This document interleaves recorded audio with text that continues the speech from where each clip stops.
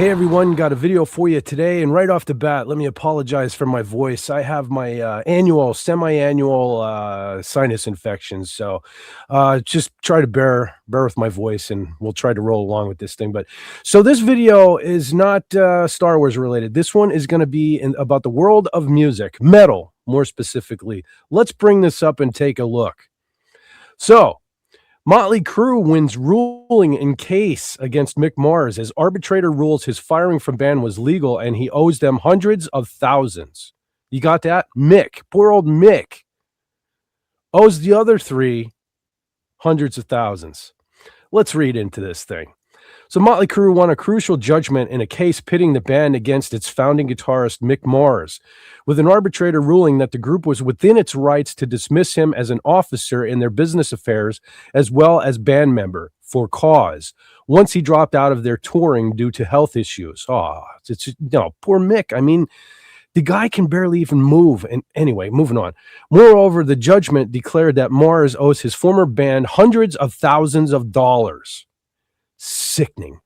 In a ruling obtained by Variety, the arbitrator, retired federal judge Patrick J. Walsh, a moron apparently, determined that Mars owes his former bandmates about $750,000 in advance money that he had taken for a tour he ultimately dropped out of. But the group owes him just over $500,000 for his quarter stake in the band after he was fired. So to balance, Mars must pay his ex-crewmates. Comes out to about $244,000. Walsh acknowledged that the sentimentality was a factor he was leaving out of his decision. Mars proffered uncontroverted testimony that the other rock bands like Earth, Wind and Fire and the Beach Boys have provided for their founding/legacy members even after they stopped performing with the band. I do not doubt that this is true, and had the parties agreed to such an arrangement, whether formally or informally, I certainly would have upheld it, the judge wrote. But they did not, and I'm not at liberty to simply create such an arrangement out of whole cloth. Mars argues that it is immoral for him to be cast aside after forming the backbone of this group for more than 4 decades, merely because his age and AS symptoms precluded him from performing. I am not unsympathetic to this argument, but it is not for me in the context of this arbitration to weigh in on the morality of the band's decision.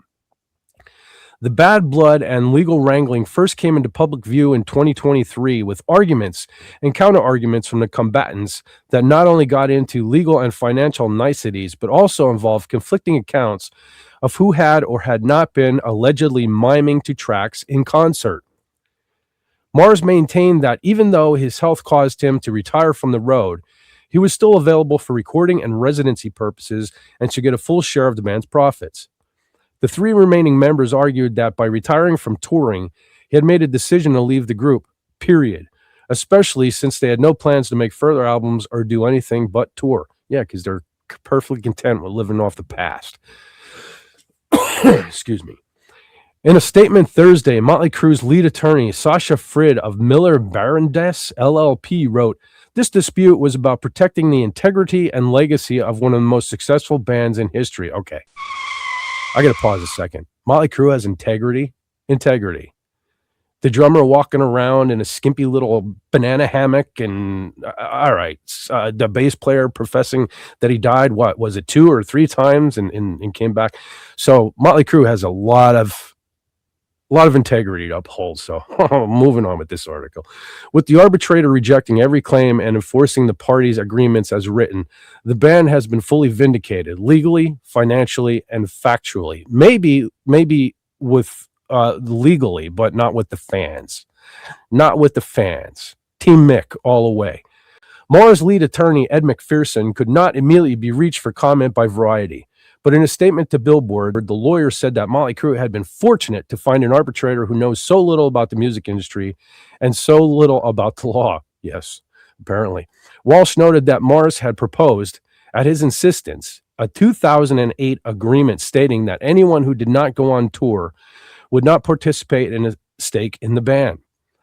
That proviso came into play as a result of periods in which Vince Neil and Tommy Mars, I think that meant Tommy Lee, had both individually left the band for a time in 1992 and 1997, respectively. And the others did not believe they should be compensated with their 25% shares while absent from carrying out touring duties. It seems inequitable that the three members of a band would be subjected to the hardships of the road, yet all four would share in the spoils, Walsh wrote. The arbitrator's decision is still subject to confirmation by the LA County Superior Court.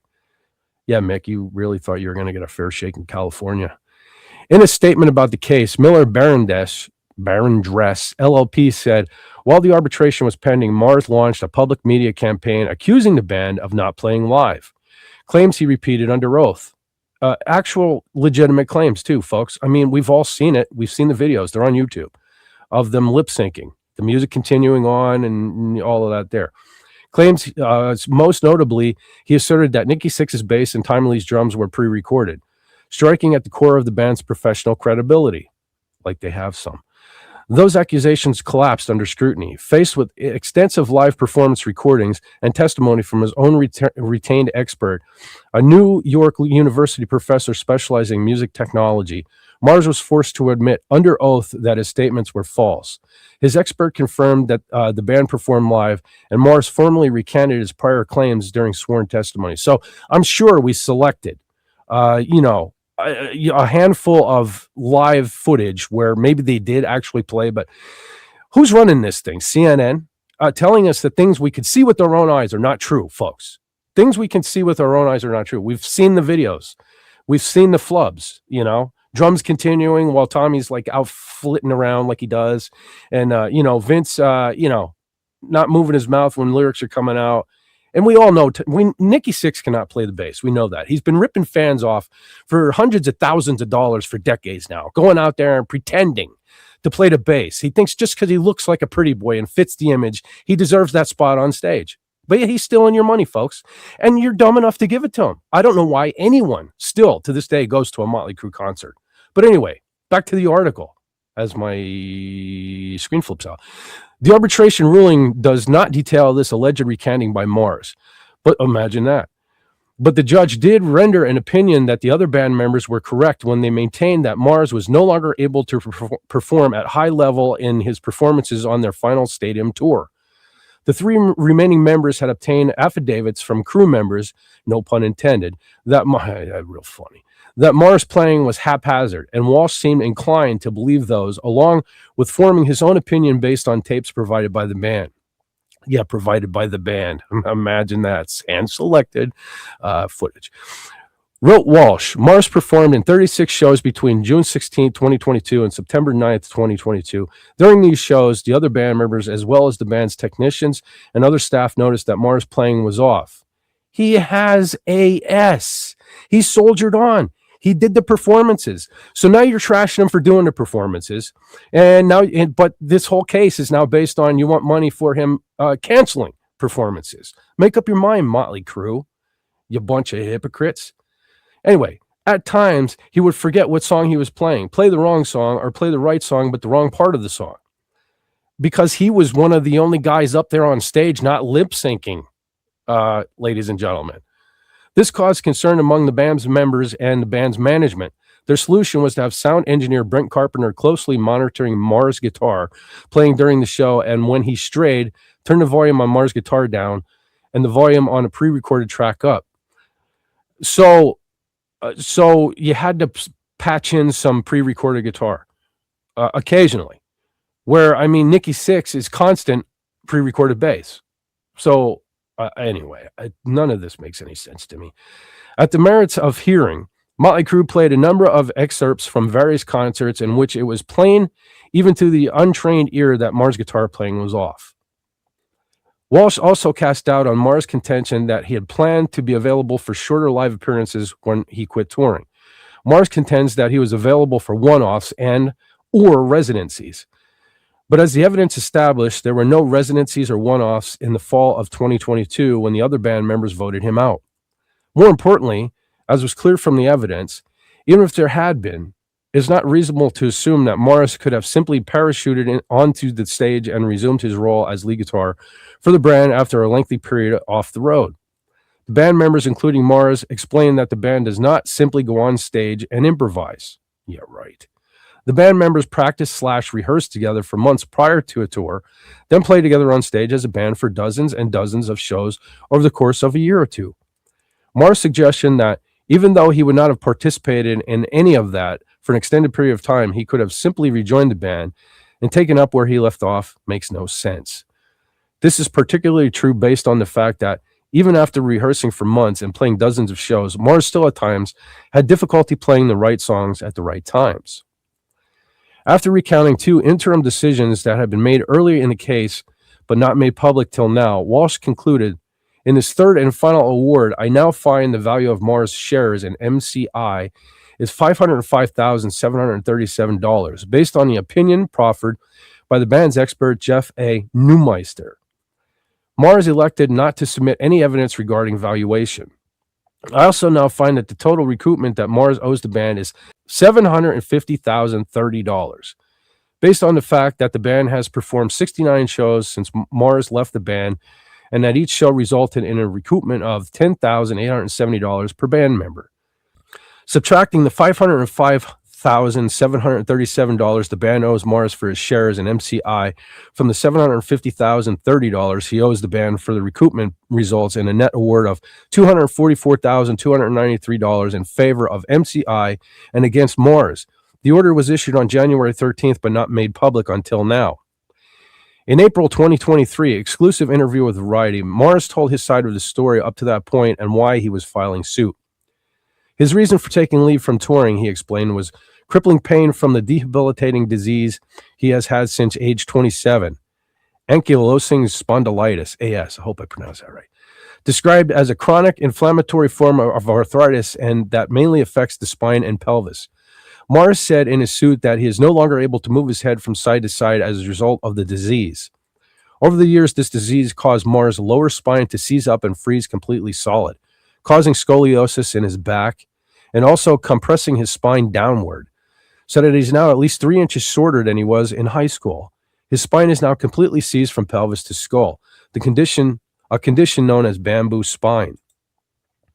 Those guys have been hammering on me since '87, trying to replace me, Mars told Variety at the time. They haven't been able to do that because I'm the guitar player. I helped form this band. It's my name I came up with, the Mötley Crüe moniker, my ideas, my money that I had from a backer to start this band.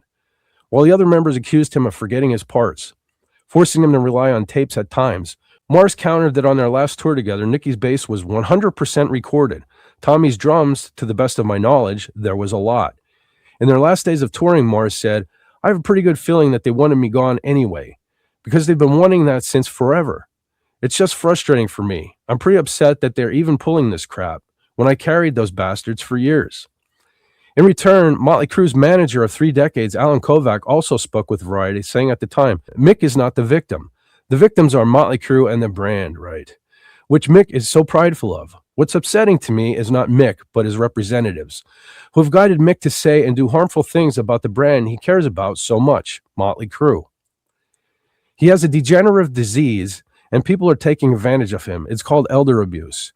Mick hasn't been treated badly. In fact, he was treated better than anyone else in the band, and they carried him, and they saved his life.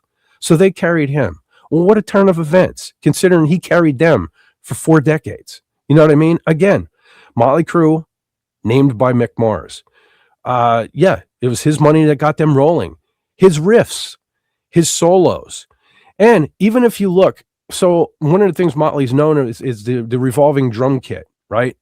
Look it up on YouTube and look up Mick Mars' previous band, revolving drum set. They're the ones that did that. Tommy Lee stole that off. They made it much bigger because they had more money and stuff like that, but that was invented by Mick Mars and his previous band. So, okay, so I've never considered Mick Mars to be an incredibly technical guitar player. But he's one of those guitar players that falls in the category for me like Ace Frehley. And that's a great category to fall in. Where I consider Ace Frehley not the most technical or even the cleanest guitar player on the planet. He played for the song. He played with feel and emotion. And that's exactly what Mick Mars did. You know, his solos were not technically, you know, advanced or anything like that, but they fit the song. And his riffs, I mean, were the backbone of Mötley Crüe, right? Despite all the shenanigans that the other 3 did, you know, the partying, the drinking, apparently dying, like Nikki Sixx is so proud of saying. No, it was Mick Mars' riffs that carried the songs and made them successful. So, and I just want to point out the hypocrisy right here. If we get down to the bottom of the article right here, one of the links says Vince Neil reveals it was a stroke that delayed Mötley Crüe's Vegas residency, saying he had to learn to walk again.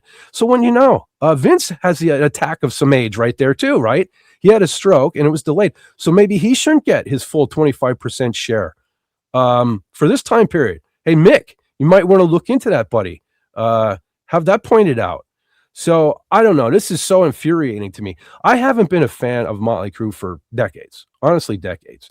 Because here's the thing. My argument was always this, where everybody said, you know, Poison and Cinderella and all of these bands were the posers.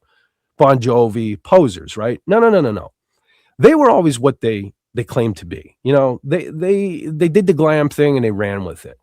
Mötley Crüe, to me, has always been the biggest poser band that ever existed, because you don't know what the real Mötley Crüe is. Look at them. In the beginning, early 80s, you had the Satanic Panic. So you got Too Fast for Love and Shout at the Devil, right? They were scary, right? Then the glam thing hit really hard. You know, your Poisons and all came out, and then they tried to look like Poison.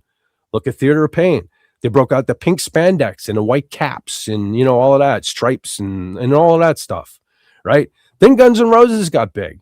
So then we did Girls. We're wearing leather and riding motorcycles and going to strip clubs, you know, constantly Flavor of the Week, right? Mötley Crüe, you don't know who. Will the real Mötley Crüe please stand up? But through it all, the backbone, to steal the word from this article, Mick Mars was the backbone, despite his backbone betraying him, right? He still soldiered on, carried the band, did his best right to the very end. And what does he get for it? He owes them $244,000. So Dave Mustaine was right. Back in the day when he wore the shirt, poser, right? This shirt, y'all remember this shirt? Yeah, Dave was right. Biggest posers that ever lived. The only badass in the band, Mick Mars, right? And what do you get? I hope you're paying attention, John 5. Because when you outlive your usefulness, you're not going to get a gold watch and any kind of retirement package. You're going to get a knife in the back, just like good old Mick. Because the thing of it is from what I understand, even back in the 80s, they were trying to replace Mick. I heard stories from Jakey Lee himself where they were trying to talk Jakey Lee into joining Mötley Crüe. They wanted Jakey Lee because he was such a good-looking guy. Because that's all. You know, I swear, Nicky and Tommy are gay. Not that there's anything wrong with that. But if you look back you look at the old images, they're always about, oh, Tommy was like, oh, Nicky's so good looking. And Tommy's like, oh, Tommy's so good looking. And they wanted Jake because he was better looking than Mick. They didn't care whether he was a better guitar player, which in my opinion he is. I love Jake. But Mick Mars was the best fit for the band. Obviously, that's why they had the success they had. So anyway, let me know what y'all think down in the comments below. Or what are you? Are you Team Crüe? Or are you Team Mick? I'm Team Mick all the way. And I find myself in a unique position now because I haven't listened to Mötley Crüe since the 80s, honestly. Because, Nicky, Tommy, and Vince are the biggest scumbags in music. But now I find myself wanting to listen to good old Mick. And I guess I'm going to have to listen to Mötley to do it. So let me know what you think below. And if you would be so kind, please remember to do all that cool YouTube stuff. Like, share, subscribe. And like I said, leave a comment. It helps with that YouTube algorithm and helps push the channel forward. And after you do all that, and most importantly, don't forget to take care of yourself. Take care of each other. And why? Take it easy. When you can take it, well, like Mötley Crüe, I guess. Sleazy. Exit light, pursue night, grasp your prey, hold on tight. Dreamless peace is what you get.